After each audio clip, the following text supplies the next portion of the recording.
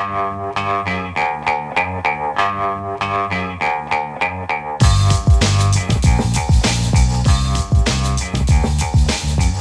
Lehrer on WNYC. Now we'll catch up with the Working Families Party. After their first-ranked candidate in the Democratic primaries, Iran Mamdani, won the primary and then obviously the general election.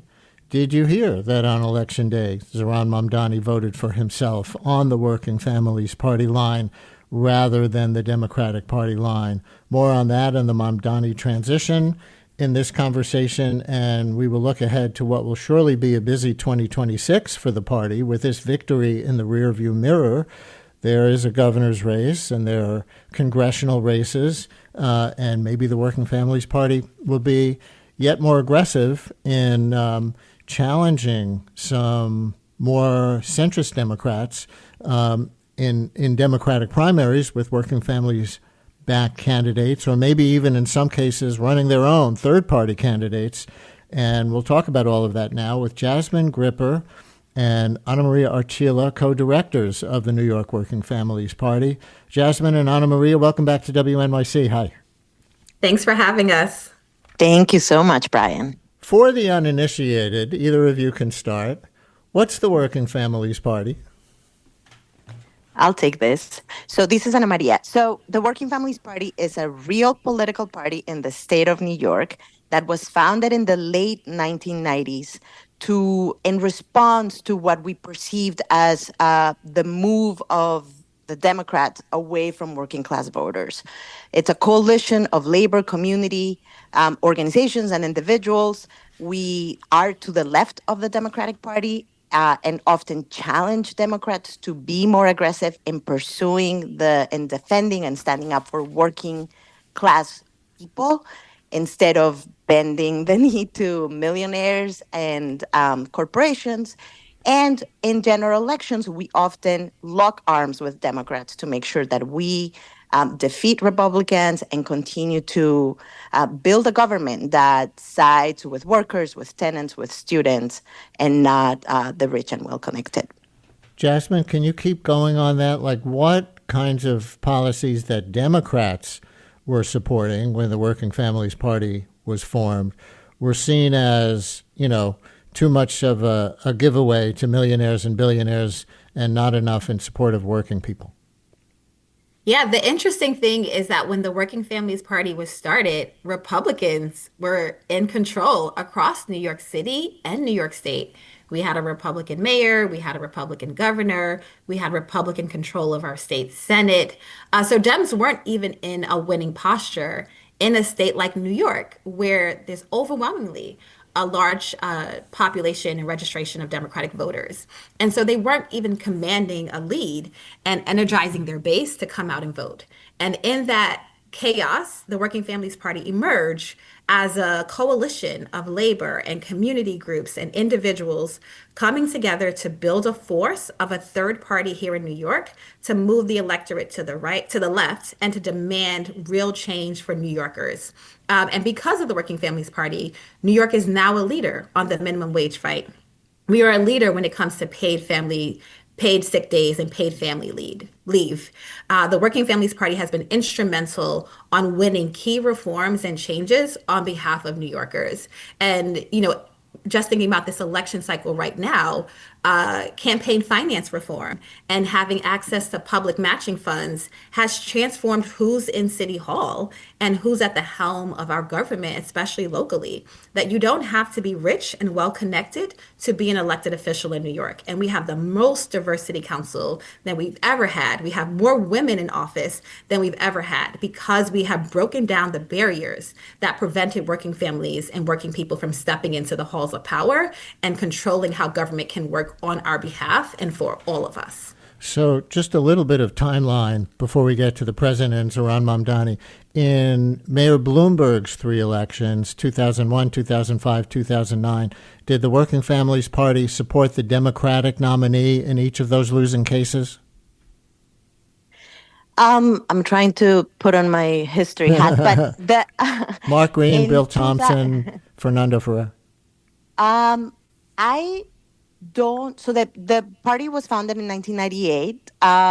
I am actually not sure if in 2001 Okay, that's we okay. endorsed someone, Right. but in 2000, that in the last Bloomberg election, the party sided with Bill Thompson, and in every one of those elections, even when the party didn't make an endorsement, for example, the first election for Bill de Blasio, the party didn't ultimately make an endorsement in that race before the primary. The party was still the place that was pushing the discourse and the debate to be centered around working people. So if you remember when Bill de Blasio was running for the first time, the big debate was about paid sick days, and it was the Working Families Party that was the engine behind that fight to make sure that the candidates for mayor would have to take a stand on whether or not they would fight for workers' right to get paid if they got sick, if their family members got sick. So those are the kinds of fights that the party always put at the center, even in the moments when we didn't make endorsements, which in some of the mayoral races we did not. But this year, we not only made an endorsement, but we also set the stage for a primary that would unite all the different progressive candidates as part of a slate of working families candidates,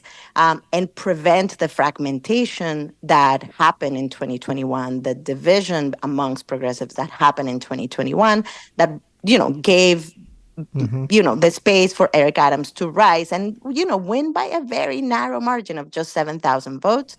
But this time around, we brought all the candidates on our side together. We said, yes, you are rivals. We're going to build a team of rivals to make sure that the person that becomes the mayor of New York City is not owned by the billionaires, but it is actually he or she, and in this case, Zoran Mamdani became our number one, is the person whose power derives from a coalition of working class voters from across the city. And in a few minutes, we'll get to some of your, I think it might be accurate to say, tortured relationship with Andrew Cuomo in his 3 gubernatorial elections and some of the things he did as governor and how that sets up how you might be with or against Kathy Hochul next year. But next, I'm going to play a short clip of Mamdani from NBC's mayoral general election debate. Look, a lot of people have called even my campaign a non-starter when we first began. And now I stand before you proud to be the Democratic nominee who got the most votes in city primary history. So we hear Mamdani defending the legitimacy of his candidacy while Andrew Cuomo is still running against him in the general by highlighting his win in the Democratic primary. He said he was proud to be the Democratic nominee. And yet on Election Day, he voted for himself not on the Democratic Party line, but on your Working Families Party line. So whichever of you wants to take this, what should that signify to the public? Yeah, many Democrats are deeply committed to help building the strength of the Working Families Party and will identify as Working Families Party voters. And we have a strong, loyal base of voters who come out on Election Day and always look for row D and vote down the WFP line. And we have people who've been with us for years. And, Tish James shared the story on Election Day of remembering when she was a candidate on row E for the Working Families ballot line. We are a third party. Which is an interesting story. I'll just throw that in for our listeners who don't know this detail of history, and you can expand on it if you want. Tish James first got elected to New York City Council way before she was state attorney general. New York City Council only on the Working Families Party line. She was running against a Democrat, as well as maybe there was a Republican in that Brooklyn race. But that was a significant moment, too, for the party, right? Absolutely. It was history in the making. Tish James, our now Attorney General, was the first candidate to win an election only on the Working Families ballot line. And we're proud to say that on Tuesday, this past Election Day, we had 2 new candidates make history, one a city council member in Newburgh and one a county legislature in Onondaga, who also won their elections only on the Working Families Party ballot line. Okay. So we are building power here in New York State, and voters know and trust across the Working Families Party and usually go to look for our line when they go to cast their ballot. It is a symbol of the values that they share. It is a symbol that say we're not just Democrats. We are working families Democrats. We are Working Families Party committed voters who believe in the values of the party, which is that we center the many over the few. We center fighting for working families and not the ultra rich. And we're committed to fighting and delivering for the working families of New York. And so, not surprised that Zoran has been a WFP voter. And, back when he used to wear T-shirts, used to don his Working Families Party T-shirt on election day. But most people, once they become a WFP voter, remain a WFP voter for their lifetime. Who has a question about the Working Families Party, or who has a story about how you voted for anybody on the Working Families Party line, or raise any issue? 212-433-WNYC, 212-433-9692, as we get ready to preview, as we go here, the role that they may play in what might be a very contentious 2026 election year within the Democratic Party and the Working Families Party, technically without it, outside of it, but related to it, for some members of Congress locally and Governor Hochul. And, we hear Mamdani in that clip.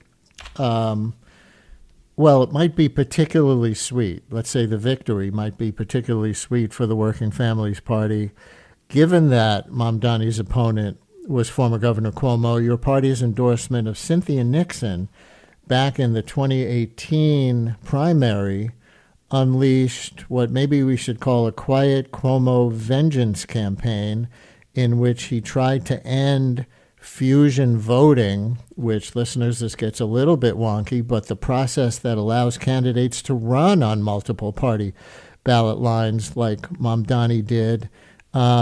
Ana Maria, he tried to destroy the Working Families Party. I mean, let's not mince words, right? Oh, Andrew Cuomo absolutely tried to destroy the Working Families Party because we were willing to challenge him, not just on elections, right? We considered really strongly challenging him in 2014 with Zephyr Teachout, and then challenged him with Cynthia Nixon in 2018.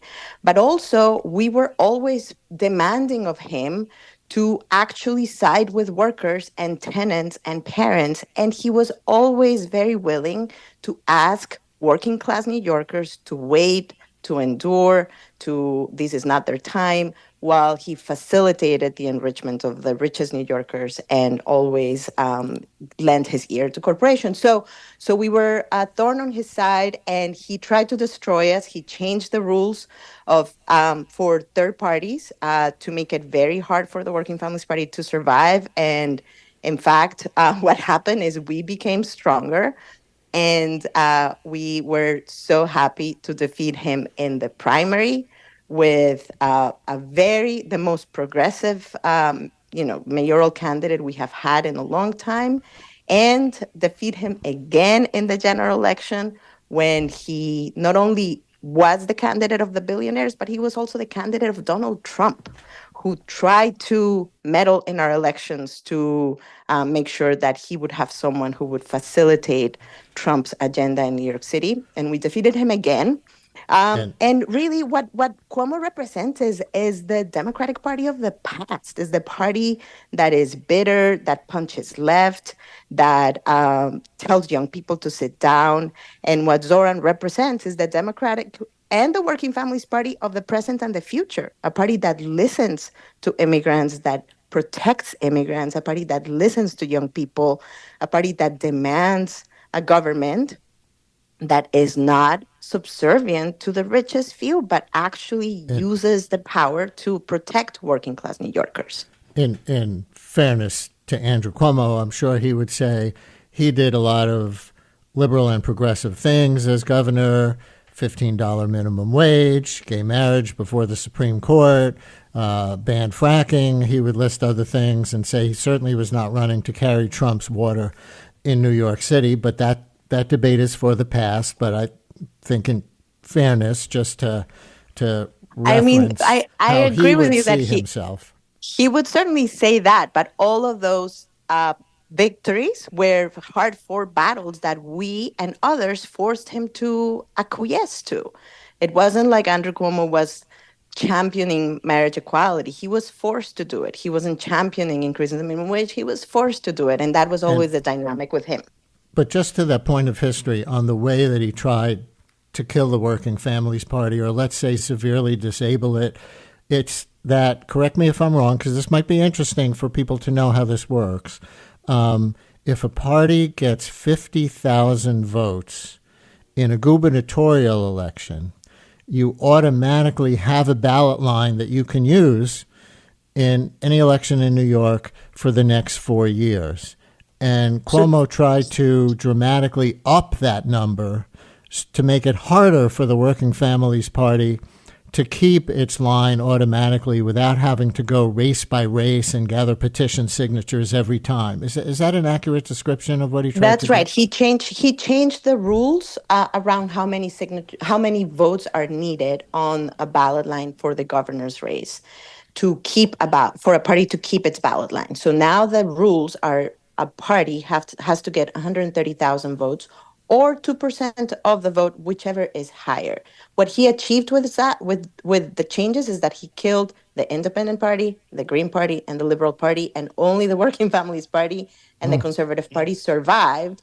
And in this election, Zoran Mamdani alone got 157,000 votes for him on our ballot line. Jumaane Williams got 217,000 votes for him on our ballot line. Almost, 25% of the vote went for Jumaane in Brooklyn on our line, and in parts of the city, it's a little bit lower than 20%. So we are a force that is growing. Andrew Cuomo's machinations totally failed, and now thank to the voters and the energy of all the thousands of people that did not give in into the fear and did not assume that he was going to be victorious. Thanks to them, we have New York being led by Zoran Mamdani with an agenda that really speaks to the challenges that people are facing, and New York leading the fight against authoritarianism. And I'll just add that not only did Andrew Cuomo try to kill the party by raising the threshold, but if you remember, he also created his own party, the Women's Equality Party, the WEP, to confuse voters with the WFP, the Working Families Party. And again, Andrew Cuomo is no longer in office or in power. The Women's Equality Party is no longer there either, but the Working Families Party is still here and stronger than ever.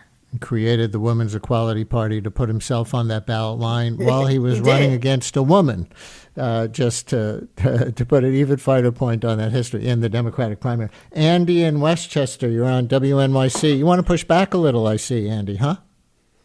Yes, I do. I mean, even if you're on the left, I have to say that the Working Families Party can be seen as somewhat of a Potemkin party, a fake party, because the thing is most Democrats want to stay Democrats so they can vote in the national Democratic primary and be involved in their local Democrats. I mean, where I live, there are local Democrats. There's no local Working Families Party meeting that I can go to. So what ends up happening is they get on the ballot because of these strange, it's only in New York State where you have this fusion voting, as far as I know, not in any other state where you can have multiple lines for the same candidate. But then the people who actually control the party are this very small number of people who are not really representative of anything. And so, if they really wanted to have influence over the Democratic Party, they could go into the Democratic Party and try to pull it to the left from the inside, but instead sort of standing on the outside, this small group of people that control this line. And I just feel like it's a very undemocratic way of being involved in politics. Oh, that is so far from the truth. We have a really strong Westchester party led by two people of color that live in Westchester who are registered as Working Families Party registrants on their voter registration, who are actively holding meetings and talking about Westchester politics that exists all across New York State. So yes, there are people who are embedded in the Working Families Party. we are not the only state with fusion. Fusion used to be widely accessible across the U.S., but as the two parties attempted to consolidate power, they removed fusion voting everywhere except for three states. And so New York still has fusion voting. You can be a Working Families Party voter and still be a registered Democrat and participate in your Democratic club. And some people choose that route. And then there are some people who would choose to change their registration and become a part of the Working Families Party, and actually do party business with us, and also, collect petition signatures, and get our folks on the ballot. And we have 6 regional advisory councils across the state, and we have various chapters and clubs all across New York State that are controlled by local volunteers who spend a lot of time and energy on the local politics and making sure that we are a representative party and not just controlled by the few. A Kathy Hochul Brian, can I question. say- I think I want to keep moving. I think I'm going to take that as the answer to that caller, because I want to get to at least 2 more things, and we're going to run out of time. Laura in the Bronx has a Kathy Hochul question for you. Laura, you're on WNYC with the 2 co-directors of the Working Families Party. Hi. Hi. Thank you so much for taking my call. I'm very upset about this. I have voted Working Families candidates before, especially Zephyr Teachout, who was wonderful, and I wish he'd won. But my question is about Kathy Hochul's betrayal of our environment. Maybe the only good thing that Cuomo ever did was to ban all of this fracking in New York State. But now Kathy Hochul is making it easier by endorsing the permitting of oil and gas infrastructure running underwater. I guess it's to the Rockaways, and it's in the it must be in the mouth of the harbor, and it's between New Jersey. It involves New Jersey as well, and as soon as Hochul turned coat and made this permitting easier, and that was a reversal of policy. Yes. And Laura, I'm gonna leave it there. I will tell you, you'll be interested to know, probably a lot of people will be interested to know, we're going to do that as a separate segment on tomorrow's show. With everything else going on, people may not have noticed this, which I think it is fair to call it a reversal by Governor Hochul on the pipeline. Climate activists are very upset at her for this, and we're going to look at why she thinks it was a good idea and why other people think it was a bad idea. That's going to be our Climate Tuesday section tomorrow. But for you, Working Families Party leaders, it sets up the question for next year, with Hochul facing a challenge from the left in a Democratic primary from her own Lieutenant Governor Delgado. Will you have a litmus test as to whether you will endorse Kathy Hochul? Yes, next year is a really important election year. There is the governor's election with a primary between Hochul and Delgado, as well as primaries for the state comptroller's race and congressional races and Senate and Assembly races up and down the state. We are obviously using our leverage to make sure that we not only help Zoran and the mayors that we elected across the state have Albany with helping them govern and deliver. So our litmus test will be one that assesses whether the governor is serious about helping deliver on an affordability agenda, especially on childcare, on healthcare, and housing, and whether the governor is ready to do what it takes to protect immigrant New Yorkers from the atrocious attacks by the federal administration. So that's going to be what we can call it our litmus test. But obviously, climate is incredibly important, and it's at the top of the agenda, and will be part of our assessment of not just Hochul, but every single candidate across the state. And do you have a list of Democratic members of Congress in New York who you might want to be picked off in primaries by more progressive challengers? I see Richie Torres' name get mentioned. I see Dan Goldman's name get mentioned. I see even Hakeem Jeffries' name get mentioned. Are you taking a position? Are you naming any names yet who you do want challenged or don't want challenged? I think Mamdani said he doesn't want Jeffries challenged, but I'm not sure. Yeah, So we have a democratic process for all of our endorsements. Our questionnaires are being finalized as we speak, and will be going out to candidates who are seeking our endorsement. And we will go through a rigorous process to determine which races to get involved in and which candidates to endorse in the upcoming elections. And so you'll likely see some endorsements coming out for some people as early as before this year is over. Oh, wow. And then our usual endorsement process will happen after the new year. I'm going to take one more call and extend this over time a little bit because there's a very weird melodrama going on in Huntington on Long Island having to do with the Working Families Party, where I think you're maybe the victims of some kind of Republican scam, perhaps. But Valerie is calling from Huntington about that. Valerie, you want to set this up? Yes, hi. Thank you for taking my call. Can you hear me? Yes. Hello? Yes. Okay.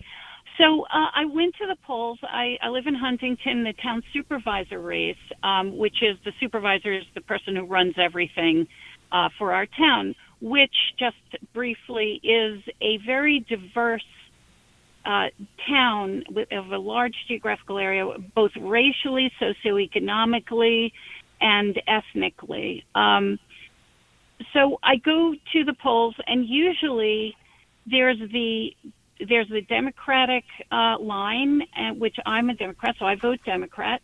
And it's usually the same candidate in the Working Families Party because there are only about 650 members in the Working Families Party out here. So the incumbent is Republican. It's a long time sort of Republican stronghold, and the supervisor seat has been like that for a while. So I voted for the Democrat. I knew something about the Democratic candidate. And then I saw in the Working Families Party line, there was a different name, a Latina woman's name. Maria Delgado. So I'm thinking to myself, well, okay, I didn't want to use her name because she's totally innocent from what I understand. I mean, she's 83 years old. And this is where I'm going to jump in. And you explain, Jasmine or Ana Maria, what you think happened here, because 83-year-old Maria Delgado apparently didn't know that she was the Working Families Party candidate out in Huntington for that local office, and there's suspicion about who put her on, and was it to split whatever progressive vote there was so the Republican would be elected? And if so, how could they do that? Who wants it? Yeah, I'll respond here. I'll just start by saying that in 99% of the people the Working Families Party endorse appear on our ballot as we plan.